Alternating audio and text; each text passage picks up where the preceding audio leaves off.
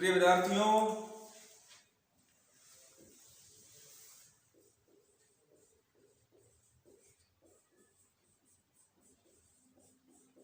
हिंदी साहित्य BA part third Hindi साहित्य पर हम बात कर रहे हैं। देखिए, इससे बात करने से पूर्व हम बात करेंगे,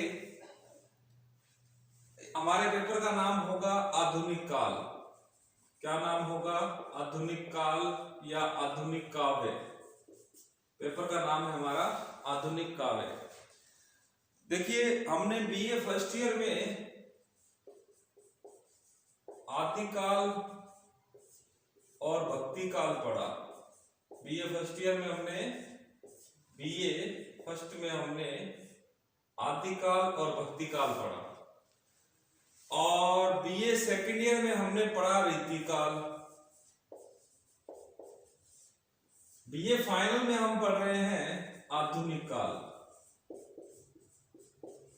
बीए फाइनल में क्या पढ़ रहे हैं? आधुनिक काल। देखिए, 3 काल बट गए हमारे सामने। बीए फर्स्ट ईयर में आदिकाल और भक्ति काल, सेकंड ईयर में रीतिकाल, और फाइनल में हमने क्या पढ़ा है? आधुनिक काल। हम पढ़ेंगे आधुनिक काल। देखिए, आदिकाल और भक्ति काल यानी इस युग में भक्ति की प्रधानता थी। भक्ति की प्रधानता थी। भाषा मुख्य रूप से ब्रज और अवधी थी। ठीक है।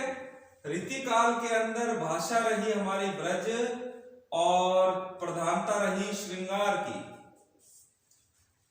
आधुनिक काल तक आते आते हमारी भाषा हो गई खड़ी बोली। कौन सी बोली? खड़ी बोली हो गई। ठीक है।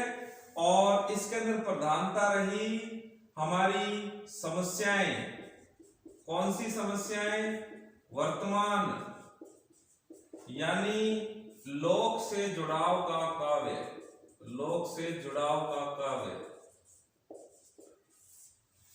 अब देखिए अंतर क्या है। यहां हम मीरा, तुलसी, सूर, कबीर के भजन गाते रहे, गीत गाते रहे। जनता भक्ति से सराबोर हुई।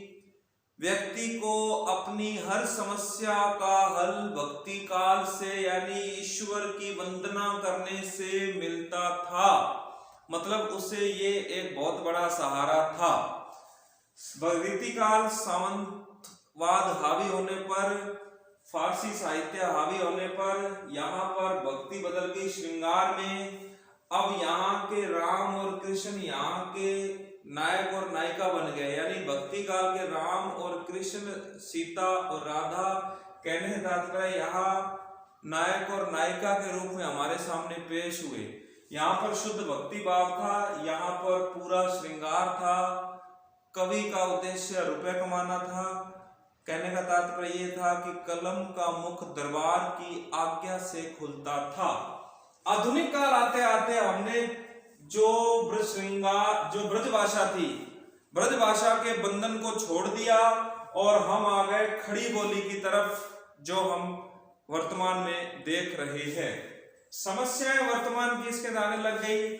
अब खड़ी बोली अपना ली गई और श्रृंगार और भक्ति का पल्ला छोड़ दिया गया।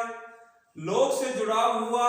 साहित्य वर्तमान से जुड़ने लगा, आपसे और हमसे जुड़ने लगा। साहित्य का उद्देश्य पूर्णतः लोक से जुड़ाव, जन कल्याण हुआ। अब देखिए, हम यहां से बात को शुरू करते हैं। आधुनिकता से तात्पर्य क्या है? आधुनिकता से तात्पर्य क्या है? आधुनिकता से तात्पर्य क्या है? किसे कहेंगे आधुनिक? आधुनिक किसे कहेंगे? तो साहित्य की दृष्टि से आधुनिक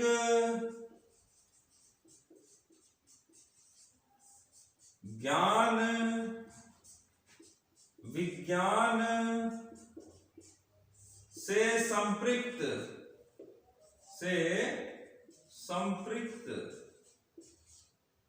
नया, गैर रोमांटिक,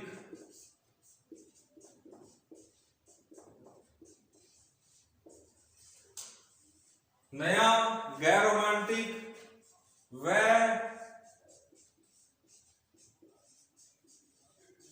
अमिथकीय साक्षात्कार आधुनिकता है।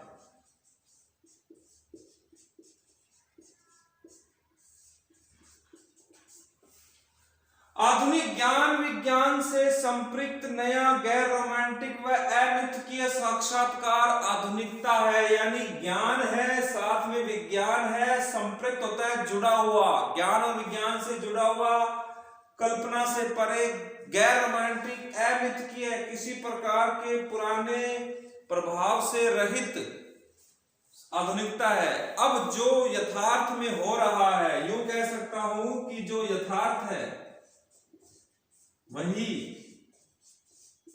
कवि को सोचने के लिए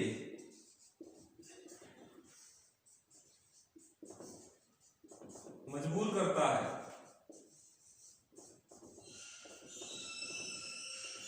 जो यथार्थ है वही कवि को सोचने के लिए मजबूर करता है। यानी मैं तो गिरधर के घर जाऊं, गिरधर मारो, भक्ति काल की बात कर रहा हूं, गिरधर मारो सांचो प्रीतम, मैं तो गिरधर के घर जाऊं, या मैया मैं तो चंद खिलौना लई हो, मानुष हो तो वही रस खान, बसो बज गोकुल गांव के ग्वारन, भक्ति काल।